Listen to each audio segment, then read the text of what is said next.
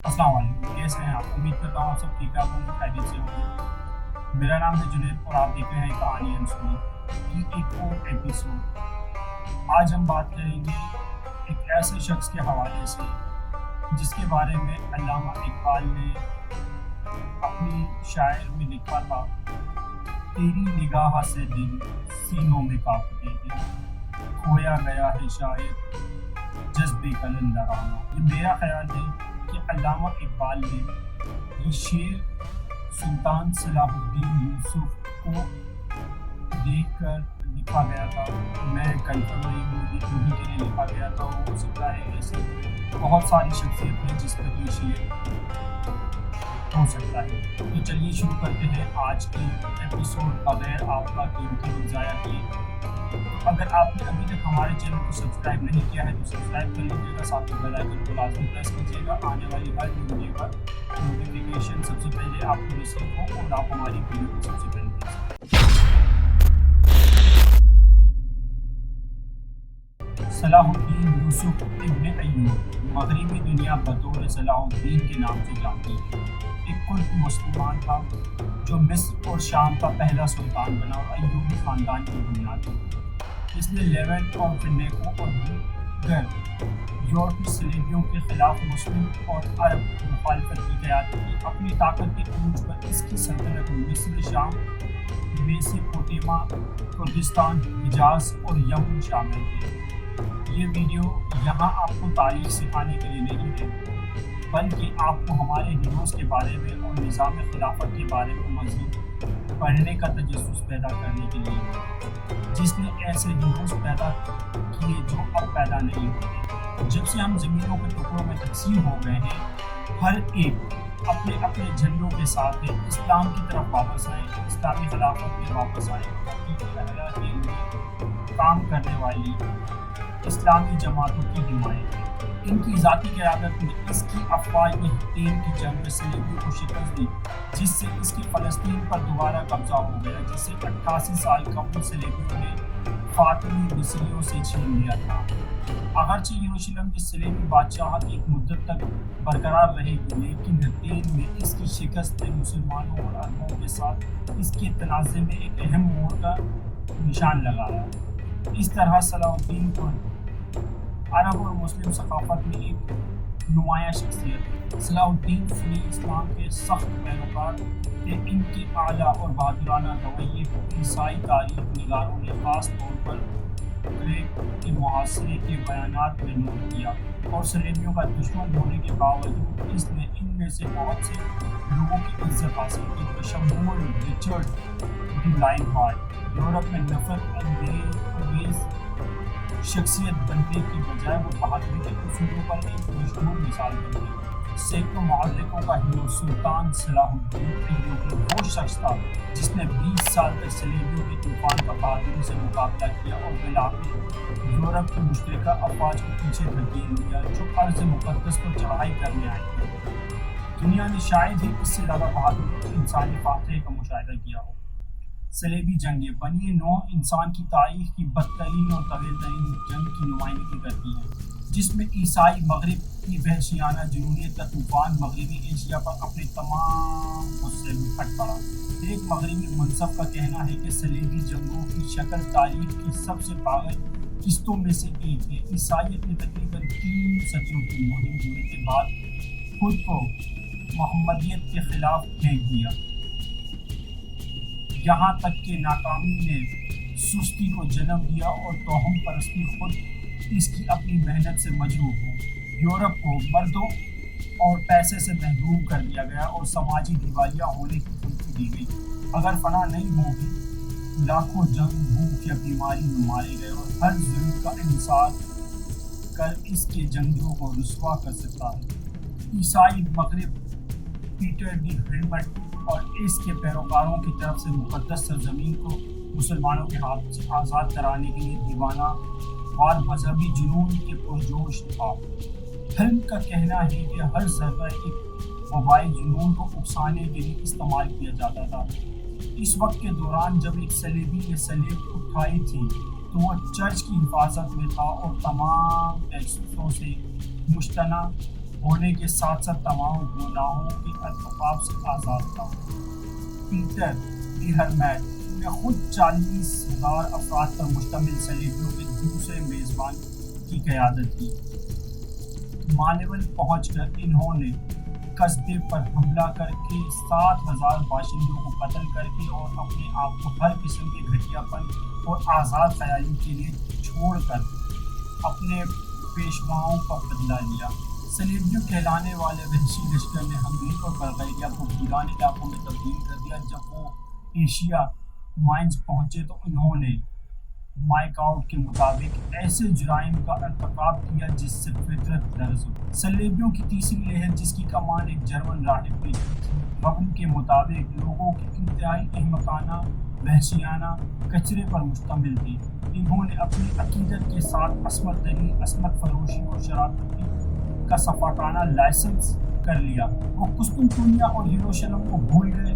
مائکاؤٹ کہتے ہیں کہ بے حیائی کے ہنگامہ خیز مناظر میں ہر جگہ لوٹ مار، خلاف ورزی اور قتل ان کے گزرنے کے نشانات پر باقی رہ گئے۔ صلیبیوں کا چوتھا گروہ، جو مغربی یورپ سے اٹھ کھڑا ہوا تھا، مل کے مطابق جنگلی اور مایوس وحشیوں کا ایک اور ریوڑ اندرونی ہجوم نے اپنے معمول کے قتل عام اور رعایا پن کے کیریئر مفہوم کی طرف جلدی کی، لیکن آخرکار وہ مشتعل ہنگری کی فوج کے ہاتھوں نیست و نابود ہو گئے، جس نے پہلے صلیبیوں کے پاگل پن کا اندازہ لگا لیا تھا۔ بعد میں صلیبیوں کو ابتدائی کامیابی ملی اور انہوں نے شام اور فلسطین کے ایک بڑے حصے کو فتح کر لیا، جس میں مقدس شہر یروشلم بھی شامل ہے۔ لیکن ان کی فتوحات کے بعد ایسی بربریت اور بے گناہ مسلمانوں کا قتل عام ہوا جس نے چنگیز اور ہلاکوں کے قتل عام کو گرہن لگا دیا۔ ایک ایسی عیسائی مورخ مسلمانوں کے زوال پر مسلم آبادی کے اس قتل عام کی گواہی دیتے ہیں۔ وہ لکھتے ہیں، عمر کا وقار، جوانی کی بے بسی اور کمزوروں کی خوبصورتی کو لاطبی وحشیوں کے نظر انداز کر دیا۔ اور فوج کے مطابق مائکاٹ کیا، گھر کوئی پناہ گاہیں نہیں تھے اور مسجد کی نشانی کے ظلم میں نئی وحشیت کا اضافہ کر دیا۔ اسی اکاؤنٹ کو جمع کیا جا سکتا ہے۔ بدنام بابل کے تمام برائیں سکن کے آزاد کرنے والے میں غالب تھے۔ صلیبیوں نے شام کے پھیلتے پھوٹتے قصبوں کو برباد کر دیا، ان کی آبادی کو سرد خون کے ساتھ قتل کر دیا اور فن اور علم کے انمول خزانوں کو جلا کر راکھ کر دیا۔ بشمول طرابلس، شام کی دنیا کی مشہور لائبریری جس میں 30 لاکھ سے زائد جلدیں ہیں، مل کا کہنا ہے کہ سڑکیں اس وقت تک خون سے دوڑتی رہیں جب تک کہ زندگی ختم نہیں ہوتی۔ جو جوش و خروش یا خوبصورت تھے وہ انتیکا میں غلام بازار کے لیے مخصوص تھے، لیکن بوڑھے اور کمزوروں کو ظلم کی قربان گاہ پر جلا دیا گیا۔ لیکن 12ویں صدی کے دوسرے نصف میں جب صلیبی اپنے شدید غصے میں تھے اور جرمنی اور فرانس کے شہنشاہوں اور انگلستان کے شیر دل بادشاہ رچرڈ کے مقدس سرزمین کو فتح کرنے کے لیے ذاتی طور پر میدان مار دیا تھا، صلیبیوں کی ملاقات ایک عظیم جنگجو سلطان صلاح الدین ایوبی سے ہوئی، جس نے عیسائیت کی بڑھتی ہوئی لہر کو پاک سرزمین کو لپیٹ میں لے لیا۔ وہ اجتماعی طوفان کو ختم کرنے کے قابل نہیں تھا، لیکن اس میں صلیبیوں کو ایک ناقابل تسخیر ارادہ اور بے باک ہمت والا شخص ملا جو عیسائی مغرب کو چیلنج کو قبول کر سکتا تھا۔ صلاح الدین کی پیدائش 1137 میں ہوئی تھی۔ اس نے اپنی ابتدائی تربیت اپنے نامور والد نجم الدین ایوب اور اپنے بہادر چچا اسد الدین شیر سے حاصل کی، جو شام کے بادشاہ نور الدین محمود کے قابل اعتماد لیفٹیننٹ تھے۔ اسد الدین شیر کو ایک عظیم جنگجو جنرل شامی فوج کا کمانڈر تھا، جس نے شام اور مصر دونوں جگہ صلیبیوں کو شکست دی تھی۔ شیر کو 1167 میں مصر کے فاطمی وزیر شاور کے چیلنج سے نمٹنے کے لیے داخل ہوئی، جس نے خود کو فرانسیسیوں کے ساتھ حل کیا۔ بہادر شیر کو کے مارچ اور جوابی مارچ میں اور بابین میں اتحادی فوج پر اس کی حتمی فتح مائکاٹ کے مطابق سب سے اعلیٰ درجے کی فوجی صلاحیت کو ظاہر کرتی ہے۔ ابن اسیر اس کے بارے میں لکھتے ہیں، تاریخ میں اس سے زیادہ غیر معمولی واقعہ کبھی نہیں لکھا ہے جتنا کہ دوسری فوج نے فرانسیسیوں کو ساحل پر صرف 1000 گھڑ سواروں کے ذریعے شکست دی گئی۔ جنوری 1169 کو شیر کو قاہرہ پہنچے اور اسے فاطمی خلیفہ نے وزراء اور کمانڈر ان چیف مقرر کیا، لیکن شیر کو اپنے اعلیٰ 8 عہدے کے سمراٹ سے زیادہ دیر لطف اندوز ہونا نصیب نہیں ہوا۔ 2 ماہ بعد 1169 میں اس کا انتقال ہو گیا۔ اس کی موت پر اس کا بھتیجا صلاح الدین ایوبی مصر کا وزیر اعظم بنا۔ اس نے جلد ہی اپنی آزادی اور انصاف سے لوگوں کا دل جیت لیا اور مصری خلیفہ کی موت پر مصر کا مجازی حکمران بن گیا۔ شام میں بھی مشہور نور الدین محمود کا انتقال 1174 میں ہوا اور اس کے بعد اس کا 11 سالہ بیٹا صلاح اس کے درباریوں بالخصوص بومشترین کے ہاتھوں میں ایک آلہ بن گیا۔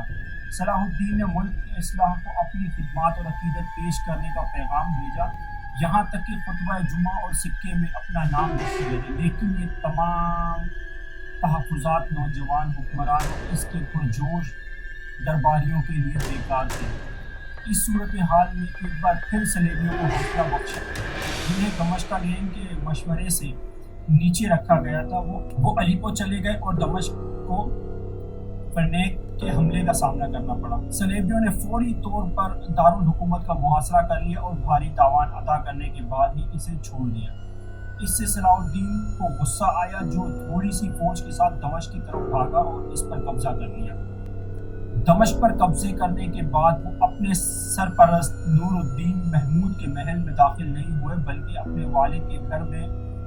دوسری طرف مسلمان ملک الصلاح کی سرگرمیوں سے بہت زیادہ گھبرا گئے اور اسے علاقے پر حکومت کرنے کی دعوت دی، لیکن صلاح الدین نوجوان ملک صلاح کی طرف سے حکومت کرتا رہا۔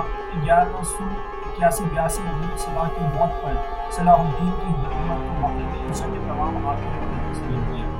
فلسطین میں سلطان اور فرانکس کے درمیان جنگ بندی ہوئی، لیکن فرانسیسی مورخ محققوں کے مطابق مسلمانوں نے اپنے عہدے و پیمان کا احترام کیا، جبکہ عیسائیوں نے ایک نئی جنگ کا اشارہ دیا۔ جنگ بندی کی شرائط کے برعکس حکمران رینالڈ یا ریجنالڈ نے اپنے قلعے کے قریب سے گزرنے والے مسلمانوں کے قافلے پر حملہ کیا، بڑی تعداد میں لوگوں کا قتل عام کیا اور ان کی املاک کو لوٹ لیا۔ سلطان اب عمل کرنے میں آزاد۔ صلاح الدین نے ایک ہنرمندانہ چال سے 1187 میں حطین کی پہاڑی کے قریب طاقتور دشمن افواج کو گھیر لیا اور انہیں بھاری شکست سے دوچار کیا۔ سلطان نے عیسائیوں کو صحت یاب ہونے کی اجازت دی اور تیزی سے ہٹن کی فتح کی پیروی کی۔ بہت ہی کم وقت میں اس نے بہت سے شہروں پر دوبارہ قبضہ کر لیا جو عیسائیوں کے قبضے میں تھے، جن میں نایاس، جیریکو، رملہ، کیسریا، اوسوف، جفا اور بیروت شامل تھے۔ اسکالون نے بھی مختصر محاصرے کے بعد عرض کیا، سلطان نے اسے فراخدلانہ شرائط عطا کی۔ سلطان نے اپنی توجہ یروشلم کی طرف موڑ دی۔ 60,000 سے زائد صلیبیوں پر مشتمل تھا۔ عیسائی سلطان کی افواج کے حملے کو برداشت نہ کر سکے اور 1187 میں سر تسلیم میں خم کر گئے۔ یروشلم کے شکست خوردہ عیسائیوں کے خلاف سلطان کی انسانیت 90 سال قبل یروشلم میں مسلمانوں کے قتل عام سے ایک خوشگوار تصاد پیدا کرتی ہے جب عیسائیوں نے 90 سال قبل فتح کیا تھا۔ مائیکوڈ فرانسیسی مورخ کے مطابق 1099 میں عیسائیوں کی طرف سے یروشلم کی فتح کے موقع پر ساراسین کو گلیوں اور گھروں میں قتل عام کیا۔ یروشلم میں فتح پانے والوں کی کوئی جائے پناہ نہیں تھی، کچھ اپنے آپ کو دیوار سے گرا کر موت سے بھاگ گئے، دوسرے لوگ محلوں، میناروں اور سب سے بڑھ کر ان کی مساجد میں پناہ لینے کے لیے ہجوم کرتے تھے، جہاں وہ عیسائیوں سے چھپ نہیں سکتے تھے۔ صلیبیوں نے مسجد عمر کے آقا جہاں سارسین نے کچھ دیر کے لیے اپنا دفاع کیا، اپنے افسوسناک مناظر کی تجدید کی جس نے ٹائٹس کی فتح کو رسوا کیا۔ پیادے اور گھڑ سوار دستے بھاگنے والوں کے درمیان دوڑ پڑے، انتہائی خوفناک ہنگامے کے درمیان موت کی آہو چیخوں کے سوا کچھ سنائی نہیں دے رہا تھا۔ فاتحین نے لاشوں کے ڈھیروں پر ان لوگوں کا تعاقب کیا جنہیں فرار ہونے کی ناکام کوشش کی۔ ریمنڈ ڈی ایگل جو عینی شاہدین تھا کہتے ہیں مسجد کے دروازے کے نیچے گھٹنوں تک خون بہتا تھا اور دونوں کی لگاموں تک پہنچ گیا۔ ذبح عمل میں ایک مختصر وقفہ تھا جب صلیبی اپنے حاصل کردہ فاتح کے لیے شکرانے کی دعا کرنے کے لیے جمع ہوئے، لیکن جلد ہی اس کی تجدید بڑی درندگی کے ساتھ کی گئی۔ مائیکاؤ کہتے ہیں تمام سے لوگ جنہیں قتل و غارت گری نے سب سے پہلے بچایا تھا، وہ تمام لوگ اپنی تاوان کی امید میں بچائے گئے تھے، سرد خون میں مارے گئے تھے۔ سارسین کو ٹاورز اور گھروں کی چوٹیوں سے خود کو پھینکنے پر مجبور کیا گیا۔ وہ زندہ جل گئے، انہیں ان کے زیر زمین اعتکاف سے گھسیٹا گیا، انہیں عوامی مقامات پر لے جایا گیا اور مرنے والوں کے ڈھیروں پر جلایا گیا۔ نہ عورتوں کے آنسو اور نہ ہی چھوٹے بچوں کے رونے کے، یہاں تک اس جگہ کا نظارہ بھی نہیں جہاں عیسیٰ علیہ السلام نے اپنے جلادوں کو معاف کیا تھا۔ خواتین کے جذبے کو متاثر نہیں کر سکتا تھا۔ یہ قتل عام ایک ہفتے تک جاری رہا، چند جو بچ گئے وہ خوفناک غلامی میں سمٹ گئے تھے۔ ایک اور عیسائی مورخ مل کا مزید کہنا ہے کہ یہ طے پایا کہ مسلمانوں پر رحم نہ کیا جائے، اس لیے محکوم لوگوں کو عوامی مقامات پر گھسیٹا گیا اور شکار کے طور پر مارا گیا۔ عورتیں جن کی چھاتیوں پر بچے تھے، لڑکیاں اور لڑکے، سب کو ذبح کر دیا گیا۔ یروشلم کی چوک گلیاں اور یہاں تک کہ غیر آباد جگہیں مردوں اور عورتوں کی لاشوں سے، بچوں کے بکھرے ہوئے اعضاء سے بکھی ہوئی تھی۔ کوئی دل ہمدردی میں نہیں پگھلا، نہ احسان میں بدلا۔ یہ یروشلم میں مسلمانوں کے قتل عام کی تصوری واقعات ہیں جو سلطان صلاح الدین کی طرف سے مقدس شہر پر دوبارہ قبضے کی تقریباً 90 سال پہلے ہوئے تھے، جس میں 70,000 زائد مسلمان مارے گئے۔ دوسری طرف جب سلطان نے 1187 میں یروشلم پر قبضہ کیا تو اس نے شہر میں رہنے والے عیسائیوں کو مفت معافی دی، صرف جنگجوؤں کو برائے نام تعاون کی ادائیگی پر شہر چھوڑنے کے لیے کہا گیا تھا۔ زیادہ تر معاملات میں سلطان نے تعاون کی رقم اپنی جیب سے فراہم کی اور انہیں ٹرانسپورٹ بھی فراہم۔ بہت سی روتی ہوئی عیسائی عورتیں اپنے بچوں کو گود میں لیے ہوئے سلطان کے پاس آئیں اور کہنے لگی، آپ ہمیں پیدل چلتے ہوئے دیکھ رہے ہیں، ان جنگجوؤں کے بیویاں، مائیں اور بیٹیاں جو آپ کی قیدی ہیں، ہم اس ملک کو ہمیشہ کے لیے چھوڑ رہے ہیں، انہوں نے ہماری زندگیوں میں ہماری مدد کی، انہیں کھونے میں ہم اپنی آخری امید کھو دیتے ہیں، اگر آپ انہیں ہمیں دے دیں تو وہ ہماری پریشانیوں کو دور کر سکتے ہیں اور ہم زمین پر سہارے کے بغیر نہیں رہیں گے۔ سلطان ان کی اپیل سے بہت متاثر ہوا اور وہ اپنے آدمیوں کو رہا کر دیا۔ شہر سے نکلنے والوں کو اپنا سارا سامان اور سامان لے جانے کی اجازت تھی۔ یروشلم میں شکست خوردہ عیسائیوں کے ساتھ سلطان کا انسانیت سوچ سلوک اس شہر میں 90 سال قبل صلیبیوں کے ہاتھوں مسلمانوں کے قتل عام کا واقعی فرق فراہم کرتا ہے۔ سلطان کے ماتحت کمانڈروں نے شکست خوردہ صلیبیوں پر رحم کرنے میں ایک دوسرے سے مقابلہ کیا۔ یروشلم کے عیسائی پناہ گزینوں کے عیسائیوں کے زیر اقتدار شہروں نے پناہ نہیں دی۔ مل کا کہنا ہے کہ یروشلم چھوڑنے والے بہت سے عیسائی انطاکیہ گئے، لیکن وہمان نے نہ صرف ان کی مہمان نوازی سے انکار کیا بلکہ ان سے ان کا سارا سامان بیچا۔ یروشلم کے عیسائی پناہ گزینوں کے لیے مائیکاٹ نے سارے ایشیانائی ملک میں مارچ کیا اور ان کا شاندار استقبال کیا گیا۔ عیسائی غیر انسانی سلوک کا ایک طویل بیان دیتے ہیں۔ طرابلس نے ان پر اپنے دروازے بند کر دیے اور مائیکاٹ کے مطابق ایک عورت نے مایوسی کے عالم میں اپنے شیر خوار بچے کو سمندر میں پھینک دیا اور ان عیسائیوں پر لعنت بھیجی جنہوں نے ان کی مدد سے انکار کیا۔ لیکن سلطان شکست خوردہ عیسائیوں کا بہت خیال رکھتے تھے، ان کے جذبات و احترام کرتے تھے۔ وہ یروشلم کے شہر میں اس وقت تک داخل نہیں ہوا جب تک صلیبی وہاں سے نہیں نکل جاتے۔ یروشلم سے سلطان نے ٹائر کی طرف کوچ کیا، جہاں سلطان کی طرف سے معاف کیے گئے ناشکرے صلیبیوں نے اس سے ملنے کا اہتمام کیا تھا۔ سلطان نے کئی شہروں پر قبضہ کر لیا جو صلیبیوں کے قبضے میں تھے۔ سمندری ساحل بشمول لاؤڈیسکا، جبالہ، سائمون، بیکاز، گزیر اور ڈربس۔ سلطان نے گائیڈی لوگان کو اس وعدے پر آزاد کر دیا تھا کہ وہ فوری طور پر یورپ روانہ ہو جائے گا، لیکن جیسے ہی اس ناشکرے کرسچن نائٹ کو آزادی ملی، اس نے اپنا عہد توڑ دیا اور ایک بڑی فوج جمع کر کے پورٹیملس کا محاصرہ کیا۔ مسلمانوں کے ہاتھوں یروشلم کے زوال نے عیسائیت کو پرتشدد ہنگامہ آرائی میں ڈال دیا اور یورپ کے تمام حصوں میں کمک آنا شروع ہو گئی۔ جرمنی اور فرانس کے شہنشاہوں کے ساتھ ساتھ انگلستان کے شیر دل بادشاہ رچرڈ نے مسلمانوں سے مقدس سرزمین چھیننے کے لیے بڑی فوجوں کے ساتھ جلدی کی۔ انہوں نے ایکڑ کا محاصرہ کر لیا جو کئی ماہ تک رہا۔ سلطان کے خلاف کئی کھلی لڑائیوں میں صلیبیوں کو خوفناک نقصان پہنچا۔ سلطان کو اب یورپ کی مشترکہ طاقت کا سامنا کرنا تھا۔ صلیبیوں کے لیے وہ مسلسل کمک آتی رہی اور سلطان کے خلاف لڑائیوں میں ان کی بھاری ذبح کے باوجود ان کی تعداد میں مسلسل اضافہ ہوتا رہا۔ ایکڑ کے محصور مسلمانوں نے جو یورپی فوج کے حملوں کے خلاف اتنی دیر تک ڈٹے رہے وہ آخرکار قحط کی وجہ سے معذور ہو چکے تھے۔ اس پختہ وعدے سے عہدہ برا ہو گئے کہ کسی کو قتل نہیں کیا جائے گا اور وہ 20,000 تولے سونا ادا کریں گے۔ صلیبیوں کے سربراہان تاوان کی ادائیگی میں کچھ تاخیر اس وقت ہوئی جب انگلستان کے شیردل بادشاہ نے بے بس مسلمانوں کو ان کے بھائیوں کی نظروں میں سرد خون کے ساتھ قتل کیا۔ انگلستان کے بادشاہ کی اس فعال نے سلطان کو غصہ دلایا۔ اس نے بے گناہ مسلمانوں کے خون کا بدلہ لینے کا عزم کیا۔ 150 میل ساحلی پٹی کے ساتھ 11 ہمریک لڑائیوں میں سلطان نے عیسائی افواج کو بھاری نقصان پہنچایا۔ آخرکار انگلستان کے شیردل بادشاہ نے صلح کے لیے مقدمہ دائر کیا جسے سلطان نے قبول کر لیا۔ اس نے اس کے سامنے ایک ناقابل تسخیر ارادہ اور بے پناہ توانائی کا آدمی پایا تھا اور ایسے شخص کے خلاف جدوجہد جاری رکھنے کی فضولیت کو محسوس کیا تھا۔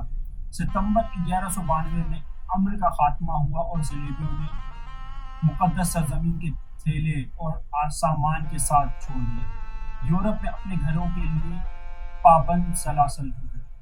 مائک آؤٹ لکھتے ہیں اس طرح تیسری صلیبی جنگ کا خاتمہ ہوا جس میں مغرب کی مشترکہ افواج ایکڑ پر قبضہ اور اسکین کی تباہی سے زیادہ حاصل نہیں کر سکی۔ اس میں جرمنی نے اپنے ایک عظیم شہنشاہ اور اپنی فوج کا خون کھو دیا۔ 6 لاکھ سے زیادہ صلیبی ایکڑ کے سامنے اترے اور بمشکل 1 لاکھ اپنے گھروں کو لوٹے۔ یورپ کے پاس اس صلیبی جنگ کے نتائج پر رونے کے مزید وجوہات تھے کیونکہ ان میں یورپ کی بہترین فورسز نے حصہ لیا تھا۔ مغربی بہادری کا وہ پول جس پر یورپ کو فخر تھا ان جنگوں میں لڑا تھا۔ سلطان نے اپنی بقیہ زندگی عوامی فلاح و بہبود کے کاموں کے لیے وقف کر اور اپنی سلطنت میں ہسپتال، اسکول، کالج اور مساجد بنوائی، لیکن امن کے ثمرات سے لطف اندوز ہونے کے لیے زیادہ دن جینا اس کا مقدر نہیں تھا۔ چند ماہ بعد 4 مارچ 1193 کو دمشق میں وفات پائی۔ ایک مسلمان منصف کا کہنا ہے کہ اس کی موت کا دن اسلام اور مسلمانوں کے لیے تھا۔ ایک ایسی بدقسمتی کہ جس کا سامنا انہیں پہلے 4 خلفاء سے محروم ہونے کے بعد کبھی نہیں ہوا تھا۔ محل، سلطنت اور دنیا غم میں ڈوبی ہوئی تھی۔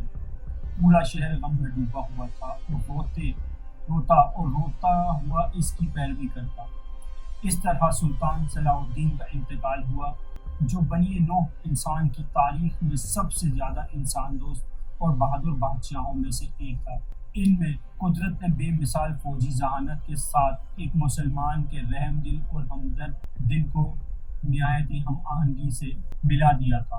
جو قاصد اس کی موت کی خبر لے کر بغداد پہنچا وہ سلطان کا راہ اس کا گھوڑا 1 دینار اور 36 درہم لے کر آیا جو وہ تمام جائیداد تھی جو اس نے چھوڑا تھا۔ ان کے ہم عصر اور دیگر مورخین صلاح الدین کو ایک نرم دل، مہربان، صابر، ملنسار شخص کے طور پر تسلیم کرنے میں متفق ہیں۔ اہل علم اور نیک لوگوں کا دوست جس کے ساتھ وہ انتہائی احترام اور احسان کے ساتھ پیش آیا۔